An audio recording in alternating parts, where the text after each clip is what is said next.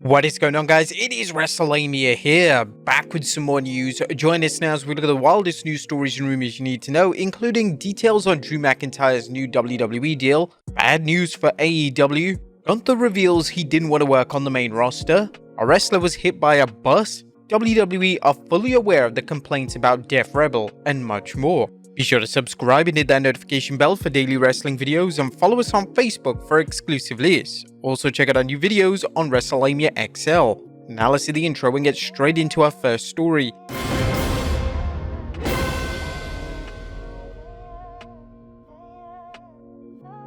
Our first story looks at details on Drew McIntyre's new WWE deal. Drew McIntyre recently signed a new deal with the WWE, but just how long should fans expect to see McIntyre in WWE? Well, the Wrestling Observer Radio with Alvarez revealed that McIntyre signed a 3-year deal. Meltzer remarked on why a 3-year deal rather than a 5-year deal was a smart move by McIntyre. That's why I viewed it. I viewed 3 years as very smart on his part because, I mean, the thing is, if there are two companies around in 3 years, which more likely than not there will be, you can go in there and, I don't know the number.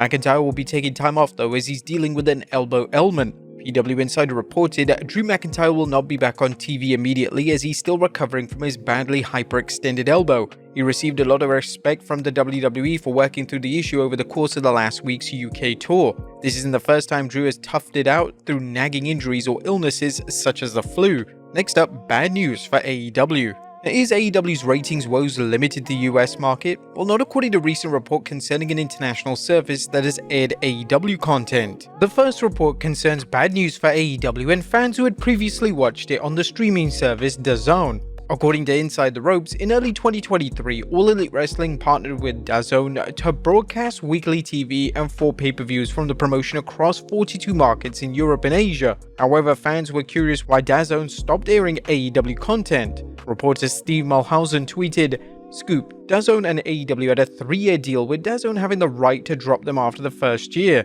DAZN exercised the option that ended the deal on New Year's Eve. The reason DAZN dropped AEW was because except for All In, the pay-per-view numbers were below expectations and not enough people were watching, except for select episodes in the first month of Collision where AEW was available internationally, so DAZN ended the deal early." Mulhausen, who previously worked as DAZN's social media department, later commented on the situation. "Want to make perfectly clear, it wasn't AEW's fault the deal wasn't renewed. I ran the wrestling social side for DAZN. AEW bent over backwards when I asked for interviews and liners from talent to promote their major TV shows and pay-per-views. DAZN never gave wrestling even 5% of the budget given to boxing and MMA, which to me was a shame as wrestling had a real shot at DAZN, but besides me and the news team, it never got the opportunity it deserved." And they weren't the only international streaming service that dropped AEW content.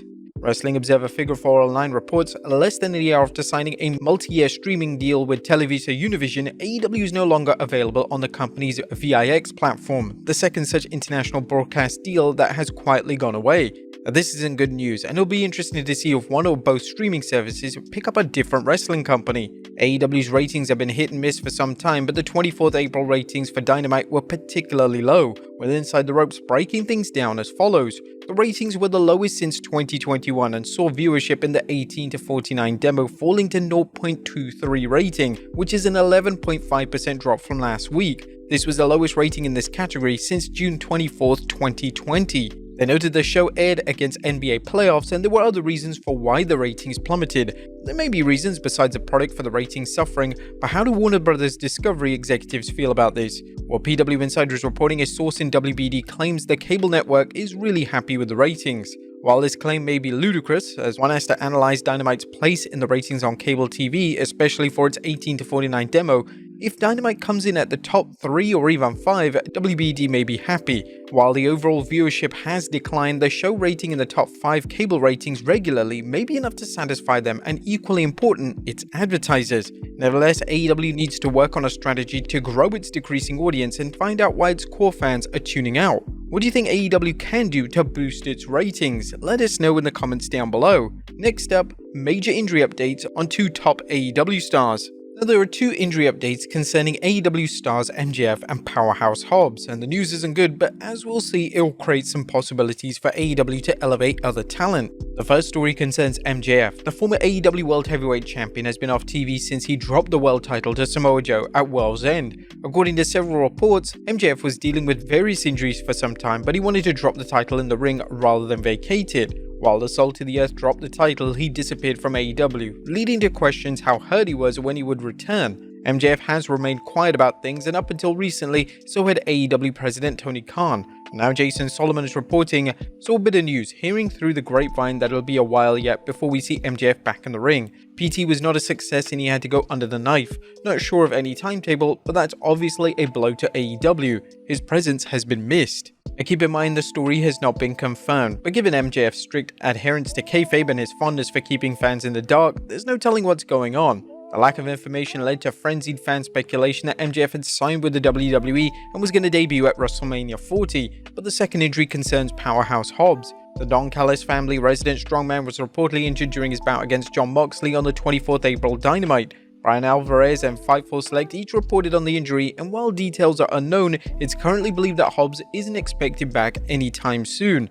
AEW's injury situation is even worse due to the number of top stars sidelined by various injuries and ailments. Kenny Omega's in-ring return remains uncertain, and Adam Cole is still recovering from his ankle injury. And now former TBS champion Julia Hart is said to be sidelined with a shoulder injury. The only upside to this rash of injuries is that AEW now has a chance to elevate other talent in top spots. AEW certainly isn't lacking for talent, and it could enjoy a resurgence by focusing on fresh faces and seeing how fans react positively to underutilized talent getting pushes. We send our well wishes to everyone dealing with injuries, and we'll continue following these stories. Next up, Gunther reveals he didn't want to work on the main roster. Current Raw superstar Gunther dropped a bombshell during a recent appearance on the Gorilla Position podcast, revealing he didn't want to work on the main roster after his successful runs in NXT UK. During the interview, the ring general was asked if he thought he'd have as much success working under Vince McMahon. "I don't know, but it was one of the reasons why, for a long time, I didn't want to go to the US. The product before Triple H was not what I enjoyed. I didn't want to be part of that. I am who I am, that's what I can do best. A big part of that is I need to have my time in the ring and have that time to put on matches I can put on."